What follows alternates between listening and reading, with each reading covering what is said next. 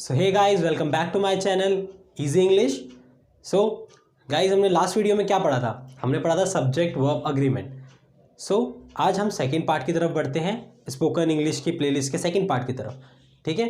So last video में हमने पढ़ा था कि सब्जेक्ट वर्ब के बीच में क्या अग्रीमेंट होता है, क्या समझौता होता है, कौन से सब्जेक्ट के साथ कौन से में वर्ब यूज़ करने होते हैं, ये हमने लास्ट वीडियो में सीखा था। सो गाइस, अब मैं आपको सेकंड जो वीडियो है इसके अंदर ये सिखाऊंगा कि कितने टाइप्स के सब्जेक्ट्स होते हैं और कितने टाइप के वर्ब्स होते हैं। सो उसे जानने से पहले एक छोटा सा क्विक आपका टेस्ट हो जाए। जो लास्ट वीडियो में हमने जो पढ़ा था लास्ट वीडियो में, उसमें जो जो चीज़ें मैंने आपको बताई थी, देखते हैं आपको कितना समझ आया। सो आप देख पा रहे होंगे कुछ सेंटेंसेस मैंने यहाँ पे लिखे हैं, कुछ वाक्य मैंने लिखे हैं, इंग्लिश और हिंदी दोनों में लिखे हुए हैं। सो अब आपको मुझे बताना है कि इन वाक्यों में, इन सेंटेंसेस में कौन सा सब्जेक्ट है और कौन सा वर्ब है। देखते हैं आपको कितना समझ आया था लास्ट वीडियो से। सो पहला हमने जो सेंटेंस लिखा हुआ है वो है Himanshu teaches English to the students. Himanshu teaches English to students. ठीक है, टू द स्टूडेंट्स। सो यहाँ पे क्या है, इसका मतलब हिमांशु विद्यार्थियों को अंग्रेजी पढ़ाता है। सो अब आपको मुझे बताना है कि इसके अंदर सब्जेक्ट क्या है। देखते हैं आप गैस कर पाते हैं कि नहीं कर पाते। गैस क्या, आपको राइट आंसर ही देना है। सो लास्ट वीडियो में हमने क्या पढ़ा था कि सब्जेक्ट का मतलब वो होता है, सब्जेक्ट का मतलब होता है कर्ता, जो किसी काम को कर रहा हो, या वो पर्सन जिसकी बात हम वाक्य के अंदर या सेंटेंस के अंदर कर रहे हो।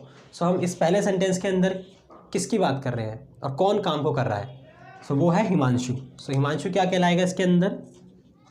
सब्जेक्ट। क्या कहलाएगा? सब्जेक्ट, कर्ता, हिंदी में बोले तो। ठीक है। और अब आप मुझे बताइए इसके अंदर वर्ब क्या है इस सेंटेंस के अंदर, पहले वाले सेंटेंस के अंदर। ऑब्वियसली वर्ब का मतलब होता है क्रिया, किसी काम को करना। तो हिमांशु यहाँ पे क्या काम कर रहा है? इंग्लिश पढ़ाने का काम कर रहा है। तो पढ़ाना क्या हुआ यहाँ इसके अंदर? काम करना हुआ, क्रिया हुई, वर्ब हुई। सो टीचेस क्या हो गया? वर्ब। आई होप आपको समझ आ गया होगा। सेकेंड वाले में तो आप बता ही देंगे easily. He is going to school. वह स्कूल जा रहा है। किसी एक लड़के की बात हो रही है, वह स्कूल जा रहा है। उसका नाम नहीं है, पर वह क्या है इसके अंदर? सर्वनाम जिसे हम बोलते हैं, प्रोनाउन। ठीक है। सो वह स्कूल जा रहा है, he is going to school. हम किसी एक लड़के की बात कर रहे हैं, किसी भी एक लड़के की बात, नाम उसका नहीं पता हमें, सो इसलिए हमने वह बोल दिया। ठीक है। सो इसके अंदर हम बात कर रहे हैं वह की, यानी कि ही की। सो ही क्या है इसके अंदर? सब्जेक्ट। मैं एस शॉर्ट में लिख देता हूँ, सब्जेक्ट। ठीक है, ये हो गया सब्जेक्ट। क्या काम कर रहा है वो लड़का? स्कूल जाने का काम कर रहा है, यानी कि जाना क्या हो गया? काम करना। ये हो गया वर्ब। वर्ब हो गई या फिर क्रिया हो गई।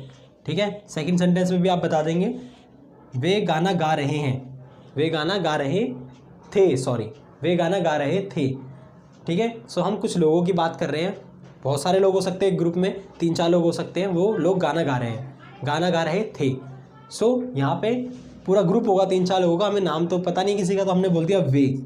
ठीक है। तो वे गाना गा रहे थे, हम बात कर रहे हैं उस ग्रुप की, उन 3-4 लोगों के ग्रुप की।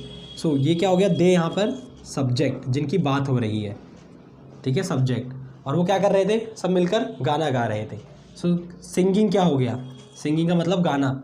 ठीक है। सॉन्ग का मतलब होता है गाना और सिंगिंग का मतलब गाना। ये गाना जो हो गया, ये तो कोई म्यूज़िक जो आपने सॉन्ग बना दिया। सिंगिंग का मतलब क्या हो गया? आप जो काम कर रहे हैं, गाना गा रहे हैं।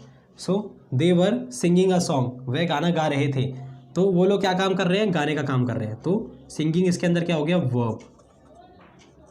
आई होप आपको समझ आ गया होगा कि आपको कैसे पहचानना है सेंटेंस के अंदर कौन सा वर्ब है और कौन सा सब्जेक्ट है।